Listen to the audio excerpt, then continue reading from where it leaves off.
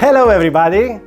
Today we will learn the key takeaways and actionable steps from the books Antifragile by Nassim Nicholas Taleb. All things in life, whether we talk about physical stuff or intangible ideas and systems, as a community, a scientific theory or a job, can be put in three categories based on how they react to shocks, time, variability, and randomness. Fragile, which are damaged by them, robust, which are resistant to them, antifragile, which are benefit and improved by them. For example, the wind blows out a candle, doesn't affect a rock, but strengthens fire. Another example is bad reputation. When you are an office clerk, you are fragile to bad reputation and you can get fired. When you are a taxi driver in a big city, you are robust and it doesn't affect you because you can always find another customer who doesn't know who you are. And finally, if you are a book writer, you are antifragile to bad reputation because it gives you publicity and people buy your book because they are curious to know what it's all about. Fragility is an inherent characteristic and can be measured. You can detect if something is fragile when shock causes exponentially greater damage as the intensity increases. Falling from 10 meters causes more damage than 10 falls of 1 meter. In mathematics, we call it concave function. Something is antifragile when shock brings an exponentially greater benefit as the intensity increases, up to a certain point. When we lift 10 kilos, the muscles improve more than if we lift 10 times 1 kilo. In mathematics, we call it convex function. Naive interventionism in complex systems. The whole is greater than the sum of the parts. As some things grow in size, it becomes more complex, more unpredictable, and more expensive to maintain. It also reacts non-linearly. For example, if you double the number of employees, you will not get twice as much work, but much more or much less. In complex systems, it is very difficult to identify the cause, make predictions, and plan. This requires simplicity. That's why sometimes less is more. When you try to intervene in such complex systems, it is naive, and you usually make things worse, turning something antifragile to fragile. You can have small positives but with serious, invisible negatives. For example, when you use too much antibiotics and antiseptics, you deprive your immune systems from stressors and make it weaker in the long run and make bacteria more resistant. Another example is when government bails out companies. It transmits fragility to all, from those who are incompetent. We must build a system so that the one who fails does not drift others along with it. When you remove from a system variability, randomness and stress, you hurt it. It atrophies, weakens and dies. Small errors and damage improve the system. They are information for a change and adjustment so as not to allow them to become large and destroyed. Each failed test brings you closer to what you are looking for. Innovation comes through the need and problems.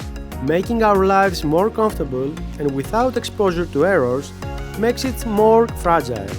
Our free time makes us more unproductive and unmotivated, which takes us to our first strategy. Via negativa strategy. To improve a situation, you do not have to focus on what to do, but on what not to do in order to remove the negatives. To win, you must not make big mistakes.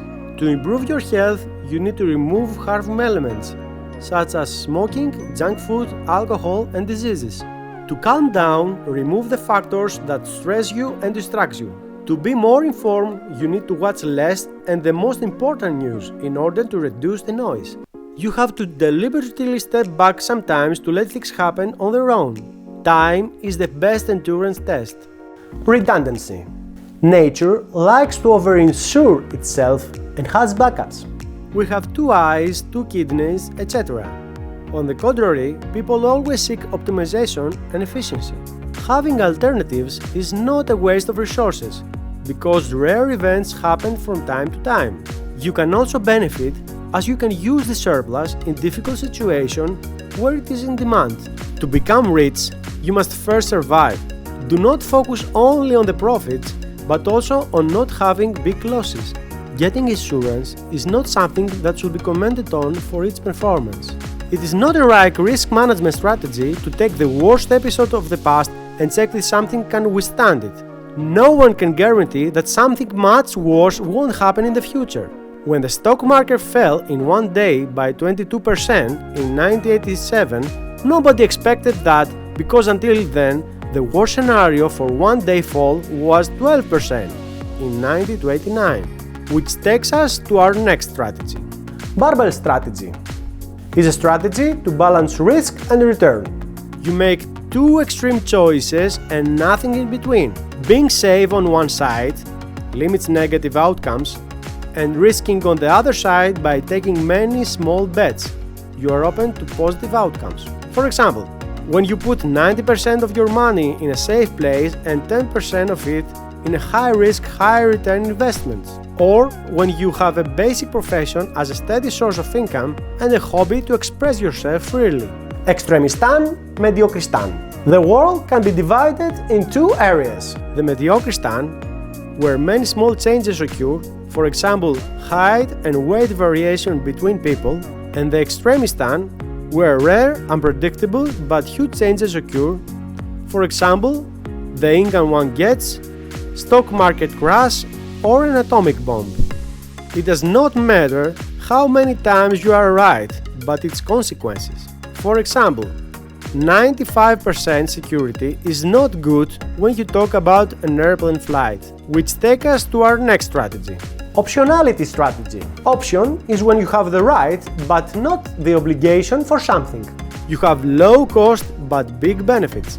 For example, when you rent, you have the right but not obligation to stay somewhere. You can also adjust the rent. The choices make you anti-fragile and make you take advantage of the changes. If you have more to gain from any given situation than to lose, then you are anti-fragile. Black Swan and Fooled by Randomness. Black Swan is an event that we consider unlikely to happen in advance, but as soon as it happens, it has huge consequences, and in retrospect, we considered it justified. For example, the turkey that is fed for 1,000 days constantly believes that the butcher loves it. The black swan on the Thanksgiving will make her reconsider. We can't predict those events, but if we make a system more robust or anti-fragile, we change the impact of those events in our favor. The anti-fragile does not need prediction. The fragile needs more and more accurate prediction to protect itself. Fooled by randomness. Sometimes we observe two things happening at the same time and think that they have a causal relationship with each other. While that's not the case, or it's just a coincidence, we look for facts that confirm us, and we choose memories that agree with the present. More about these concepts in Taleb's books of the same name, which I think I will summarize soon. Lindy effect. For perishable things, the new one always lasts longer than the old one. But for not perishable things, like technology, ideas, books, etc., the future life expectancy is proportional to their current age.